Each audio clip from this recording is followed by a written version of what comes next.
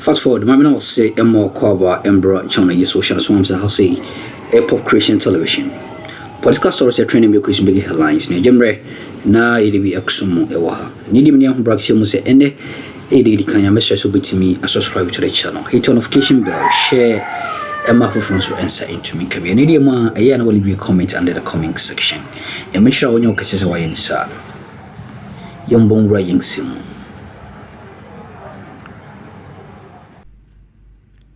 Sammy Gyamfi, are declaring asset and now on declaring asset?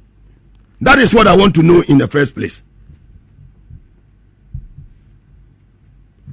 After declaration of asset, no, say who ni pano ya jene na account details. Dia wawa abe awa abemu.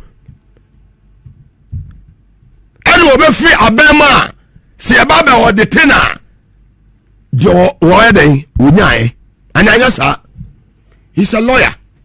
So enye abemu ena nipa wa. What is $800? Me Mugabe sitting here. I can do more than that. Me government appointee. And be a me say me adoye because me heart no Nyankopon bo me say me nche da bia sa na me papa ti ase ote. If you go to Jubilee right now, nurses and the doctors say omote me papa fee, they don't pay anything. Go there ask Jubilee have I don't know interpa. Teachers for mo better papa fee omo ntua hwe. Nurses for entua hwe. Health workers go bibia aba traffic obia no onye wo hwe. Also no so ne dia wo yeden wo ye dia boa the community no. Yes, that is the massive family. And obia oni me bia nim when it comes to so be a generosity wo obia wonne ne ho ompe ne ho wo obia e say givers never lack. So Sammy Gyamfi enye se wo ye CEO edema good board ene and wo mba obi sika. After so wakwa sra nipa na request say Sammy into one my hwe. Nene bloggers I am ma, social media I am ma. That is why you will never see me on Facebook. I don't need to be there. But ene maybe timi manipa nya den enye papa. People don't know. Me say niam be timi manipa nya dan enye papa. Papa ni nyina beka dem. Because obi a ofisa wo ye ne papa no. Papa na wo ye no na be dane bone ayeden e de amount. The gentleman have been summoned to the Jubilee house. He had a meeting with the chief of staff today. And yes, sad. Sammy Gyamfi, a gold board. See one no. None the communicators nationwide. Papa Jumaya Day, Adi Amu Munina, Erika J, Nuridina Bass, Asafua J. One count them, name them. Jerome, Cocoa Board. Oh no, name them. What in a 1 hour and a I sad, me on as I'm sitting here no, me feeling bad today. I'm not a happy man to see this young man in his 30s. When you 40, me chani bebre in his 30s. How many Ghanaians? How many appointees under the previous administration? How many appointees and the betimia bibia upon sober reflection? We betimia call for pay any paper within less than 24 hours. Nobody render unqualified apology to the whole Ghanaian population. So I'm sincerely sorry for this unfortunate act. How many? I'm not here to defend him. What he did, you know, a lot of our supporters are not happy. A lot of our sympathizers are not happy. Because your fans be wow. Have you been to the gold board before? To see the gentleman what he's going through? Party members. You go, you see them in numbers. Surrounded the whole place to look for Sammy Gyamfi. You don't know his background. Have Have you checked his background? Maybe you free Oba. Any maybe Oba be do. Yeah. Enti mi say free na kwai. Ma decide say papa bi o ha me nya biem. Papa me ya de me be ko boni ma. You ba criticize me say Mugabe ABCD. I'm not government appointee. Pay. Safinito Mejai.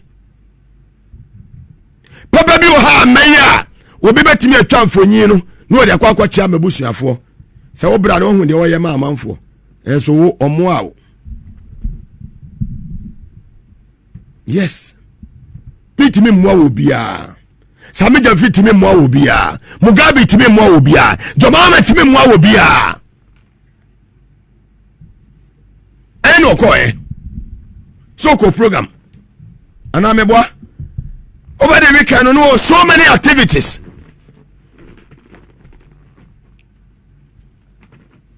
Now amanfo mo yaya mo papa ye de shan envelope mo ayehunu ebi ni $800. And the useless minority and a moment press conference. $800 press conference. Cash for seat. I'm not here to defend say young compare anyway. No, I don't need that. There's a mere my end this near I'll be glad. But oyema agrada. I sit here every day. Brana Champo by Brana Champo under NDC's administration. Yes or no? Those that are listening and those that are watching. Brana Champo by Brana Champo. Ni whole turning now by Brana Champo under NDC administration. Yes or no? MPP for Amoya press conference. No.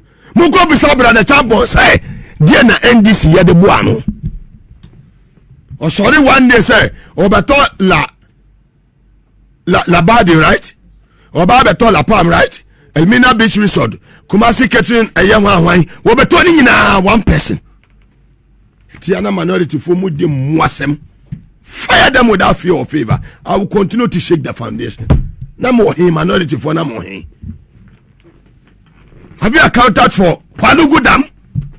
When Baumia was sitting on a year Asempa FM with Obi, say, Palugu Dam Nedia, and only project here, you could not then part to a better meeting, say, the MPP in Eswani, $12 million US gone waste. Today you have the audacity to go and organize a press conference minority. Useless minority. Useless minority. You have the audacity to go there and do what? Press conference for what? Only useless people who don't have time will get time and listen to you. Useless people in opposition. You'll be there forever. You'll be there forever. Minority says what? Minority for no PDS under the useless former vice president. Musupervise. This guy Ghanaians to over 8 months. But me account to Sikan was a Ghana yenya as on my $190 million US gone waste. US for say we are not ready to continue again. Today that useless people don't have the audacity to go and organize a press conference. Do we live in Jupiter or Mars? Unless I leave the media space, MPP, unless I leave the media space. The last of Katachi and Kono, we are small NATO in the media fraternity. Look at my platform. Katachi and we are small boys in the media fraternity. He himself, he knows it. That what? Yeah, David. So be a day. At will be a day. Wama bribe. Wa receive bribe. But Tadian Wadiama. Intimimity. Said your mama appointment. Na mi Mugabe mi komi krom subiriso. Na mi ko donate $1,000 so mo fanye bibi mu obia. Mi ba ba mu ne bia mi wo mi fie dada wo. Mi ka mi iso ni mi wo dada. Mi wo mi dollar account dada. Mi wo pounds account dada. Mi wo mi cedi account dada. Mi timi nko na mi nyi scan fan che obia na. I just want to know. Yes. I'm not here to defend Sammy Gyamfi. But let's be reflective. what Sammy did, I'm not here to defend him at all. But he's a young man. Very young man. Obe wale no te him. Sammy be wale no te him. No te Airport Hills. And obe wale ye. Obe wale no isu Land Cruiser na. And today people are talking about Lexus. What is the difference between Land Cruiser V8 and Lexus? Yes. The angels are working. Tell me. Sammy Gyamfi no. And Sana Jomama ba Appointee. So Omaya. What they saying? See you, artist you from a gold board. No way, why? Oh, a lawyer. Mimitia as Mugabe. There was a minyami wo. So Jomama will be no the mamia. Me take me less than 24 hours for me to declare my asset. Me ba 13 years old boy gosin. Obetwe bibia there toward their mommy. I don't need to go and look elsewhere. I go to Kumasi, I know what I have. I go to Subisu, I know what I have. I come to Accra, I know what I have. Finish, I finish too. Finish. And you people out there, want to me and declare my asset for 8 years. More no see the Bekasa Ogana. Mumpimla Montana Mekemo. Mumpimla. Confrontation Mwana no Dimoti. Yana Kotamina Tria. Neba any manage a year and Mokane say duty free hono. Useless ones come and you meet that Ankoliga big Abama ba 1 year Hofeka. Naja now for no almost like quick. Srumwa and me Mumpiamla San no Janda for Mumpiamla. Those monkeys they should come out and they will see their smoothness level. Yes. The Makacho say this government, anyone obeying to say, or be sabotage the system, or be bringing the system down. No, we have a lot of things to talk about too. We have a lot to talk about. We are just 120 days in office. Sammy Gyamfi Akwabia Obisiga. Is it the first time I'll be better dollars? Oh, Ghana. Obi buy no Kesi can no shiseska. Oba Osuwa. I don't want to mention the name of the place. Obi Didi Waha. You will so Kesi Kashiseka. Adechi no Makuno. Mumba ma papaya aye nipa den. And I just want to advise our supporters. They should calm down. Calm down. Sammy Gyamfi will be a or abadaye. It's like Mugabe. Mahama me pamoda. You come here, come to this house. Free baby on every and baby we are Eswazi broadcast and say Mugabe. One in the staff when them to say send them to Subacity. Let me go and leave. Very soon I will go and leave. When I go and leave, you come here and ask. So you see the MPP that ben I could leave. That ben I could leave. I know you was I will sorry go and leave. Part of my contract. But the name was our home. But I was a situation be woman who will live who cry also back. We done some funny day in this country. Enough is enough. Nonsense no in the system no. It's too much. It's about flower just up good penny na so here dai. Ya pepa intwa. Nti ena Sammy Gyamfi. Nti aye Mugabia. Nti mama say ya simi ambo ana. Ena Sammy Gyamfi. Say ya Mugabe. Aye Basantali. Aye Honorable George Napo. Aye Minia Suhini. Aye Atofosin. Honorable Francis Kwachu for so mama say ya simi ambo ana. Let's always be there for each other. We are nothing on this earth. This will be our new year. Yeah, nothing. Me say we come and fight. We come with nothing. Fight for everything and go with nothing. Listen and listen very well. We come with nothing. Yaba adejao. Yaba be previously baby Wokano, Land Cruiser no, we fear na what is lego no, Appointee no, we kwa won fanko. 6 feet at last. A transit point. Who are we maybe a woko? One akwa wabeka wa sama chira oda. Yes, na boy yenkuno. Sammy Gyamfi mane onezane. Na dia na de bebro. And on say one thing my respect is Sammy Gyamfi about. He say the gentleman or yere or family or papa or mommy or abusuya.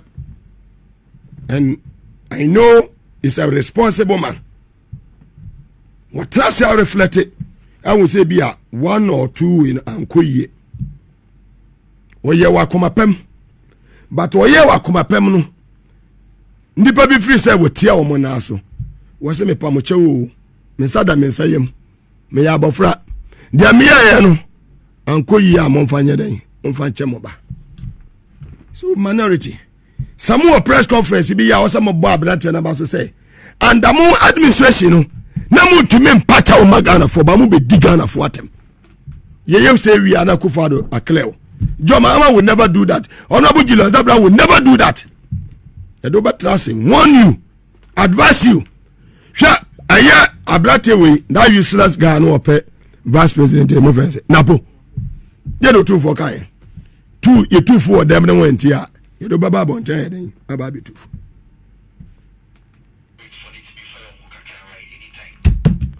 And sometimes what's that now shed and the year MB before we fear and panic be a attesu moswa as many yet. They have no business to do. They have nothing to do. And they have the lives of Katachi and Katachi Mobabro.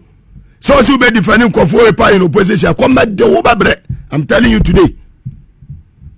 Yes, I will continue to advise you as my younger brother. About you say bebre no near you say when you know. Me chew bebre. About you say no kuha no nche say when you. Next matter na media fie ba ko be come afi ho. Me come anim. Itumu fo amuntie. Mo fa ebeboa mo. Ene eye Sammy Gyamfi e china wonim. Yesi e wade nyina ho kwan. Eso nyeni nyina na edan.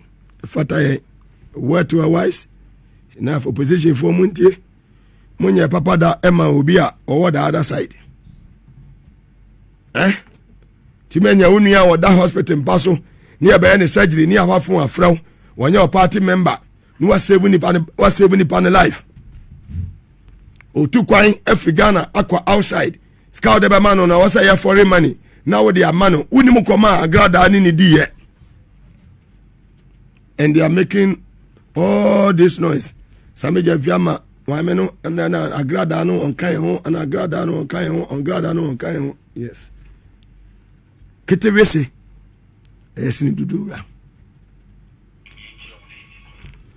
Well, it's a minority for me.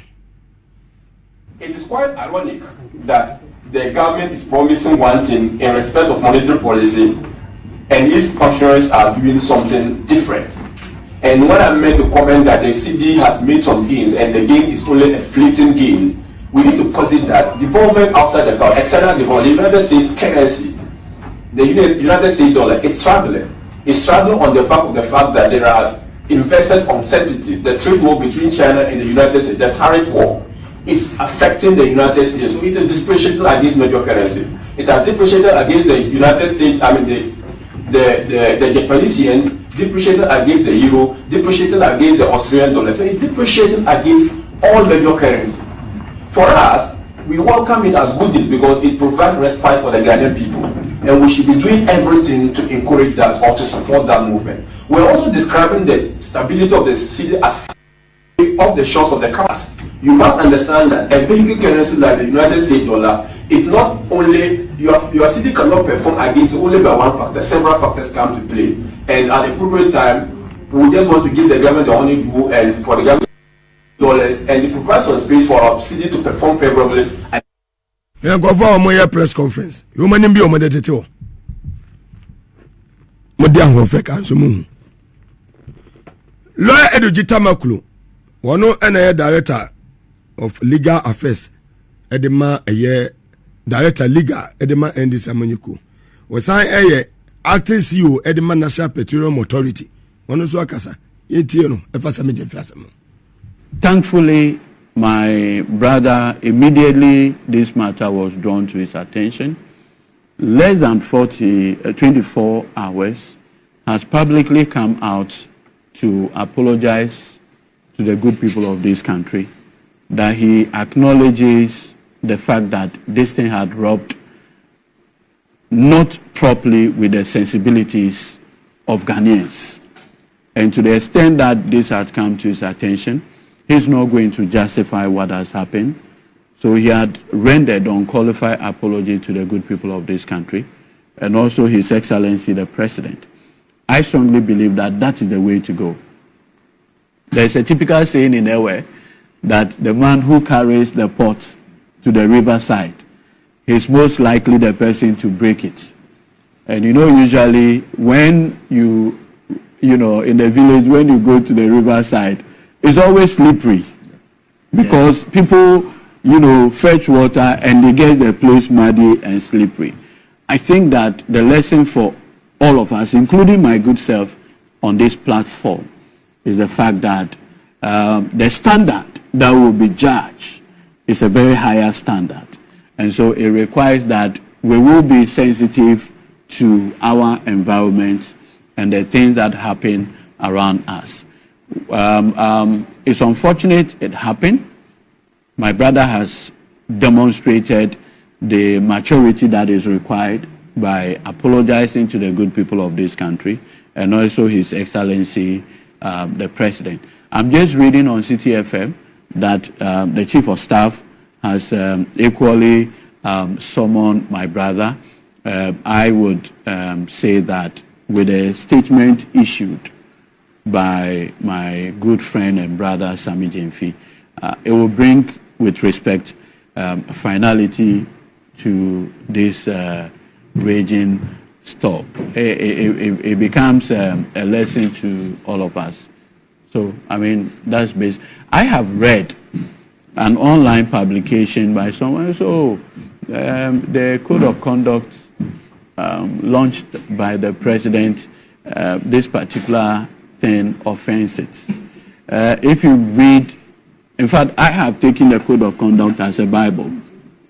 Immediately it came out, I had a copy like a Bible in my on my phone, so I can easily be going through it as a guide.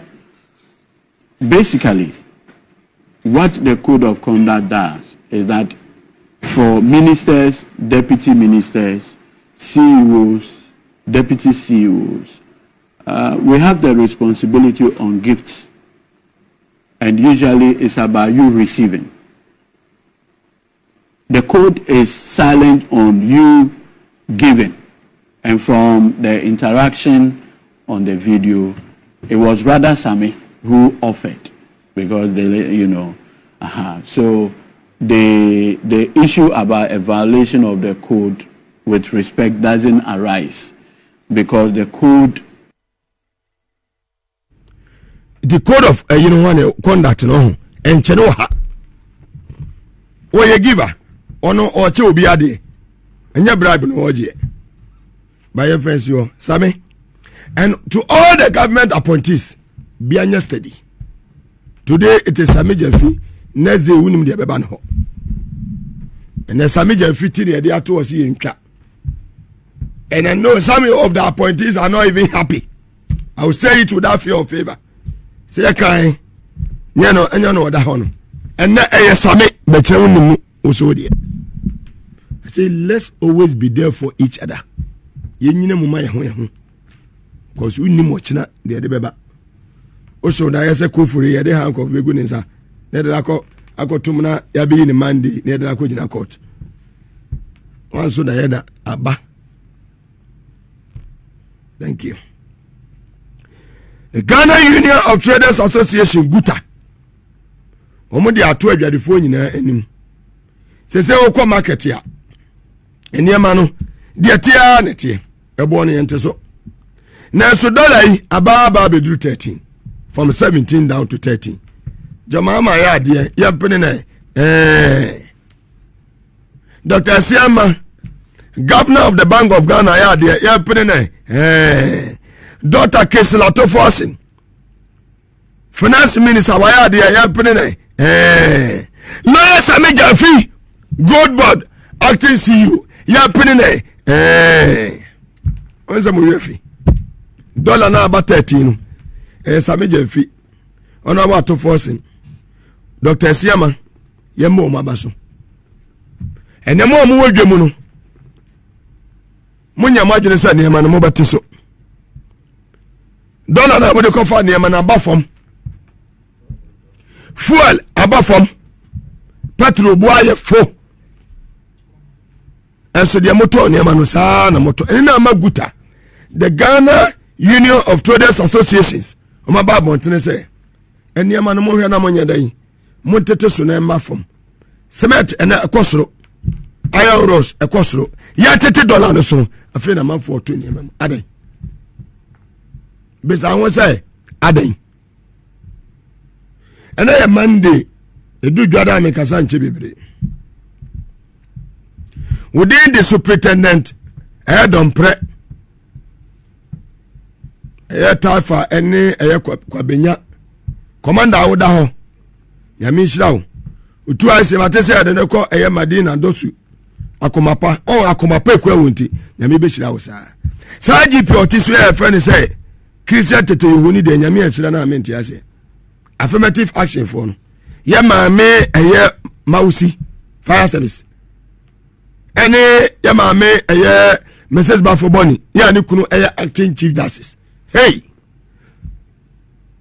minua Basintali migration for boss am for be yesterday Akroma